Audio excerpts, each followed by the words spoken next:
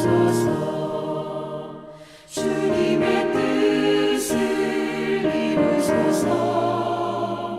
온전히 나를 주장하사 주님과 함께 동행함을 만민이 알게 하옵소서.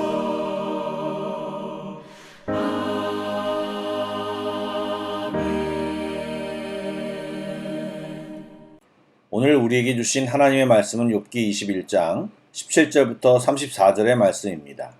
구약성경 781쪽입니다. 욥기 21장 17절부터 34절의 말씀을 드라마 바이블로 낭독합니다. 악인의 등불이 꺼짐과 재앙이 그들에게 닥침과 하나님이 진노하사 그들을 곤고하게 하심이 몇 번인가. 그들이 바람 앞에 건불같이 폭풍에 날려간 겨같이 되었도다. 하나님은 그의 죄악을 그의 자손들을 위하여 쌓아두시며 그에게 갚으실 것을 알게 하시기를 원하노라. 자기의 멸망을 자기의 눈으로 보게 하며 전능자의 진노를 마시게 할 것이니라. 그의 달수가 다하면 자기 집에 대하여 무슨 관계가 있겠느냐. 그러나 하나님께서는 높은 자들을 심판하시나니 누가 능히 하나님께 지식을 가르치겠느냐. 어떤 사람은 죽도록 기운이 충실하여 안전하며 평안하고 그의 그릇에는 젖이 가득하며 그의 골선이 윤택하고 어떤 사람은 마음의 고통을 품고 죽음으로 행복을 맛보지 못하는도다. 이 둘이 매 한 가지로 흙 속에 눕고 그들 위에 구더기가 덮이는구나. 내가 너희의 생각을 알고 너희가 나를 해하려는 속셈도 아노라. 너희의 말이 귀인의 집이 어디 있으며 악인이 살던 장막이 어디 있느냐 하는구나. 너희가 길 가는 사람들에게 묻지 아니하였느냐. 그들의 증거를 알지 못하느냐. 악인은 재난의 날을 위하여 남겨둔 바 되었고 진노의 날을 향하여 끌려가느니라. 누가 능히 그의 면전에서 그의 길을 알려주며 누가 그의 소행을 보응하랴. 그를 무덤으로 메어가고 사람이 그 무덤을 지키리라. 그는 골짜기의 흙덩이를 달게 여기리니 많은 사람들이 그보다 앞서갔으며 모든 사람이 그의 뒤에 줄지었느니라. 그런데도 너희는 나를 헛되이 위로하려 했느냐. 너희 대답은 거짓일 뿐이니라.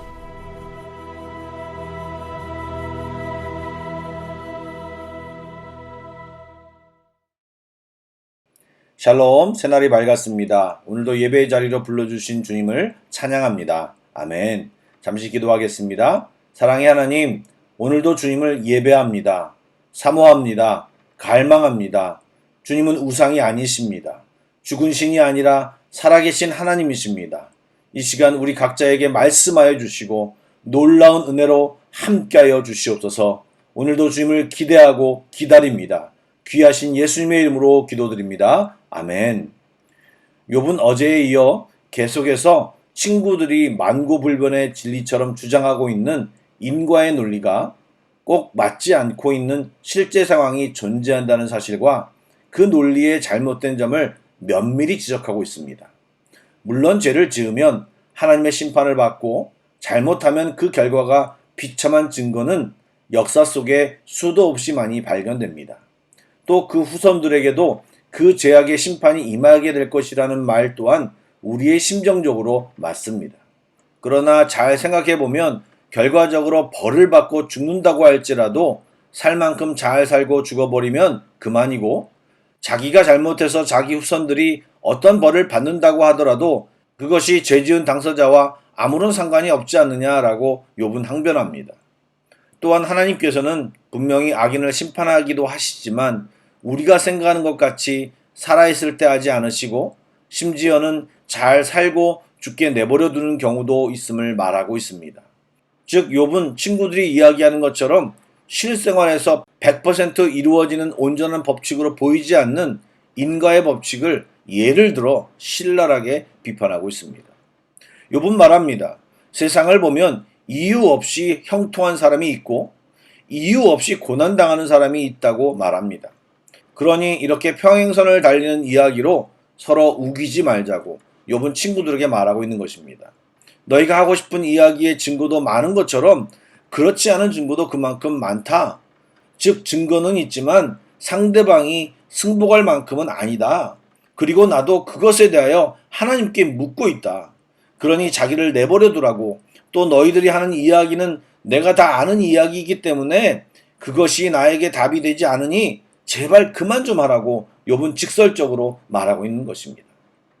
귀인이든 악인이든 죽으면 그만이지 않느냐? 살아있을 때 그거 봐라 라고 말할 수 있는 어떤 절대 법칙, 꼼짝 못하게 만드는 권위, 세력, 그런 것은 없다라고 욥은 말하고 있습니다. 사람이 착하게 살아도 잊혀지고 악하게 살아도 결국은 잊혀진다라는 것입니다. 즉 삶의 전반을 설명한 절대 법칙이나 규칙, 기준이 없다는 것입니다. 또 우리가 잘못했을 때 바로바로 하나님이 지적하고 나무라고 벌주고 교정하지 않는다는 것입니다. 그래서 어떤 악인은 죽을 때도 잘 죽어서 묘지기까지 있는 무덤에 묻히고 남모르게 버려지는 죽임을 당하지 않는다라고 욥은 설명합니다. 그들 역시 모든 사람이 가는 길로 가는 것뿐이다 라고 말하며 너희들이 거품을 물고 말하는 그 인과응보, 인과의 관계로만 모든 것이 해석되는 것이 아니니 헛되이 거짓되게 말하지 말라고 주장하고 있습니다. 여러분, 욥기 초반에 사탄이 하나님께 뭐라고 말했습니까? 욥의 경고는 하나님이 그에게 잘해준 결과라고 주장했습니다. 사탄의 주장도 결국은 무엇입니까? 바로 오늘 이야기하고 있는 이 인과의 관계, 즉 하나님이 잘해주시니까 그 결과 욥이 경건으로 보상해드리고 있다는 것이다 라고 말하는 것입니다.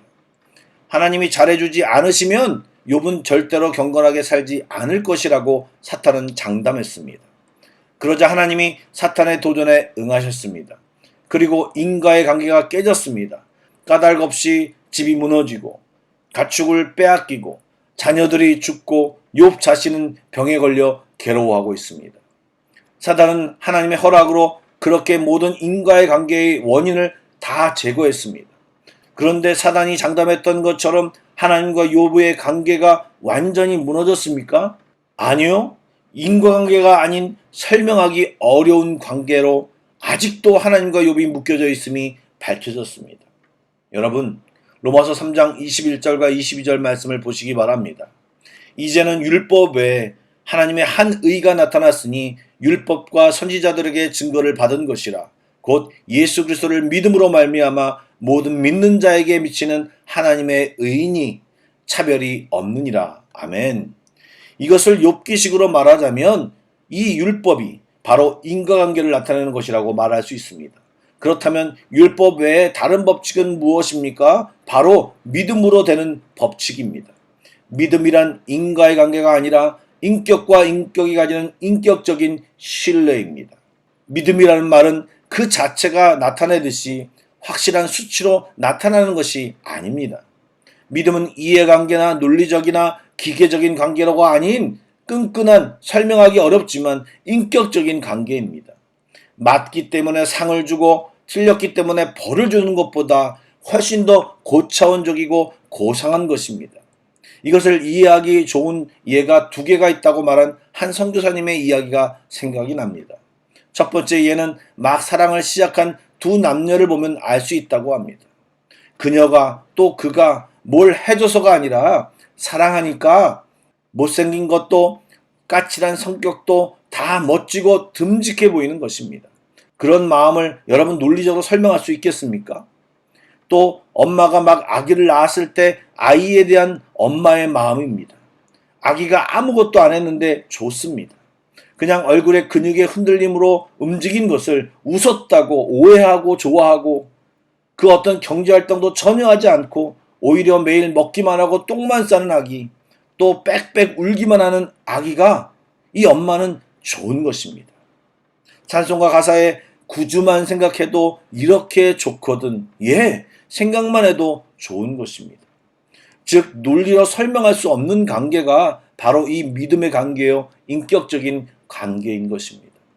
로마서 3장 23절에 모든 사람이 죄를 범하였음에 하나님의 영광에 이르지 못하였더니 그리스도 예수 안에 있는 속량으로 말미암아 하나님의 은혜로 값없이 의롭다 하심을 얻은 자 되었느니라. 아멘. 예, 의롭다고 된 것은 하나님과 사람이 죄로 비정상적인 관계였었는데 믿음으로 은혜로 정상적인 관계, 즉 사랑의 관계가 되었다는 것입니다.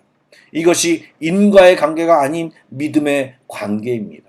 여러분, 만약 하나님이 우리를 인과의 관계로 보고 계신다면 그 누가 하나님 앞에 설 수 있겠습니까?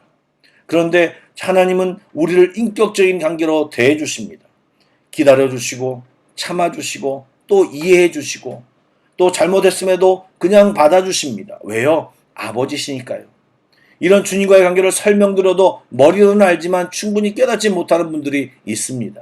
자랄 때 살아온 집안의 환경이 굉장히 엄한 과정이었다면, 또 부모님들이 성취지향적이었다면 이 하나님이 아버지 되심을, 또 참 하나님을 충분히 이해하기 어렵습니다. 그러나 걱정하지 마십시오. 저희들이 이해하기 어렵다는 그 상황도, 그 자체도 하나님은 아시니까요.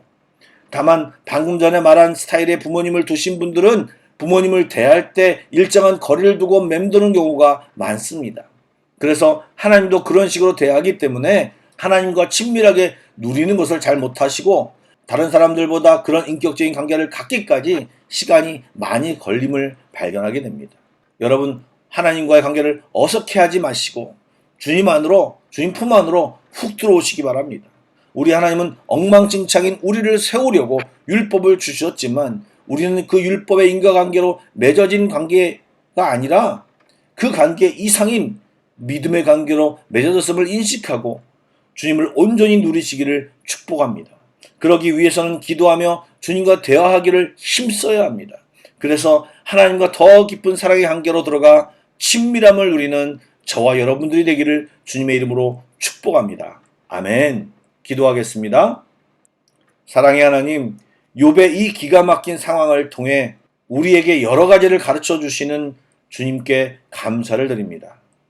때로 우리의 상처와 성격 때문에 우리 스스로 하나님을 인과관계로 스스로 인식하여 스스로를 옥죄고 주님을 제대로 이해하지 못하는 경우가 많이 있음을 고백합니다. 오늘 말씀을 통해 우리와 하나님과의 관계는 믿음의 관계, 인격적인 관계임을 알게 되었습니다. 주님 앞에 담대히 서게 하시고 주님을 깊이 더 알게 하여 주시옵소서. 너무나 놀라우신 주님을 아버지로, 나의 아빠로 모시고 사는 기쁨을 더 많이 알게 하여 주시옵소서. 오늘 기도하는 시간에 주님, 저희들을 깨우쳐 주시고 함께 하여 주시옵소서. 그런 주님을 기대합니다. 예수님의 이름으로 기도드립니다. 아멘. 계속해서 찬양곡을 묵상하시고 합심 기도와 개인 기도로 나아가겠습니다.